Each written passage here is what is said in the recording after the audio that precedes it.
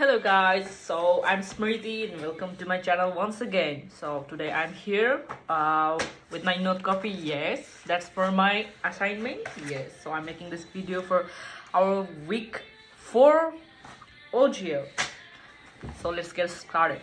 So today I'm gonna review once more about our first week, second week, third week, and finally our fourth week slides. So in the first week, we got to know about crime, fear, and risks. Like, what is crime? Let's get started with understanding crime. So crime is something that is against the law. There are two different approaches, like objective and legalistic approach, and and social reaction approach. The objective legalistic approach it defines crime in several theories like biological, sociological, of offending, and we have two different approaches of crime. So they are objective legalistic approach and social reaction approach. Objective legalistic approach, this approach defines crime in from several theories like biological, sociological, psychological explanation of offending. So let's get to know about that. So let's talk about criminal justice in Canada. We have three types of law in Canada that's for crime. So there are administrative law, civil law, and criminal law. Administrative law. So administrative law, those public law that governs the relationship between individual and state, and that leads to it has serious less serious punishment like fines if you break traffic rules in the road or something. We have civil law and we have criminal law. So civil law, what are civil law? It's an arrangement between individuals. And criminal law, criminal code of Canada, it's a crime against the it's a it's a criminal code of Canada.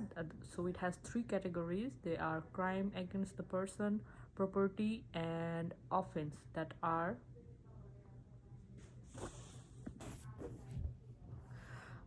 most countries in the world measure their crime rate. So when crime data are collected by police or when any reports are submitted to the police, they are called official crime statistics. So there are some official sites like UCR, which means Uniform Crime Reporting, that the crime reporting, CCJS, Canadian Center for Justice Statistics. So UCR, the Uniform Crime Reporting, they record the crimes that are known to the police. They are called like recorded crimes. So there are three categories in UCR, which are violent crime, property crime, and other criminal code violation like disturbing the place, um, etc. And violent crime includes homicide, robbery, assaults. Property crimes like breaking and entering someone's property. So how are crime rate calculated? So crime rate is calculated by all of the records that are submitted to the police, and that's done by UCR. However, there are lots of crime in Canada, however there are lots of crime which are never reported, or some people never consider them as a crime.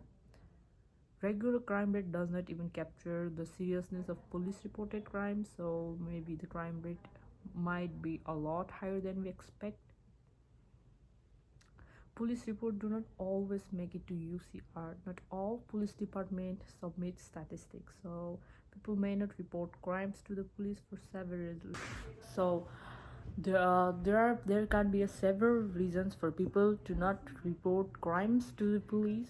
Some reason can be no insurance coverage, fear of retaliation, economic dependence, cost of time and money, maybe lack of trust to judiciary law, and let's talk about self-report surveys.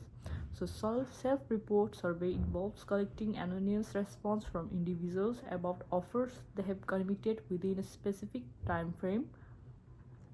Researchers, not authorities, collect this data to understand crime causes. This survey challenge past beliefs about crime and socio-economic status. So they face challenges like participation, not sharing intentional or unintentional deceptions, and simplifying issue. So let's talk about non-sociological explanation of crimes. Pre-scientific account, the classical school of thought; biological accounts, individual explanation; psychoanalytical theory. So let's talk about pre-scientific accounts, the classical school of thought; biological account, individualistic explanation of psychoanalytic theory; psychopathy, social learning theory. So pre 1600 AD was considered as a demonic era. Why? So the reason for that was abnormal criminal behavior were considered as thoughts that were caused by demons, evil spirit, or pre-scientific. Era can also be known as pre-scientific era. So that was the time where if anybody commits a crime, were like thought to be.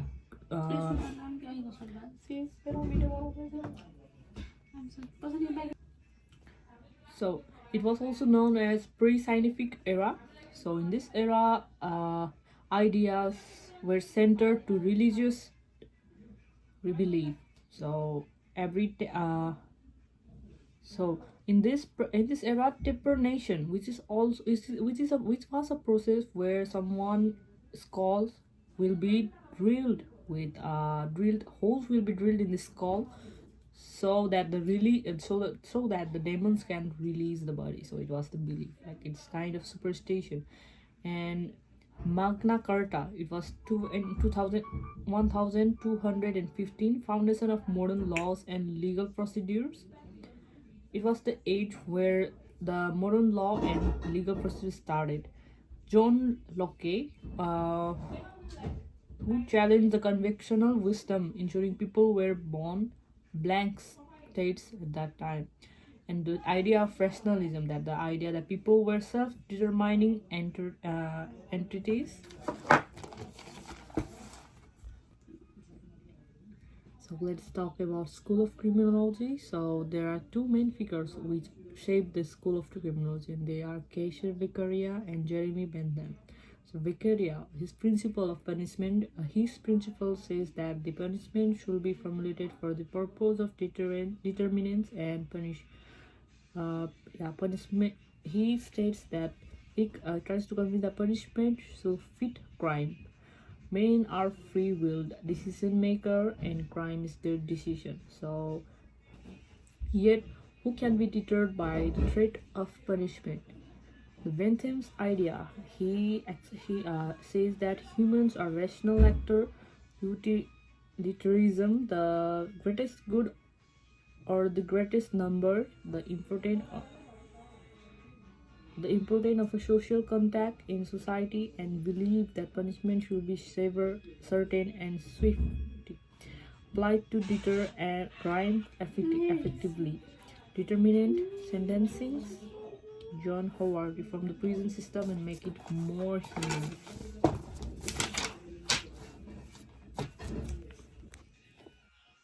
Lambrosia atavism, the application of scientific method of the study of human condition. So Charles Darwin, on the origin of species, believed that into the theory of natural selection.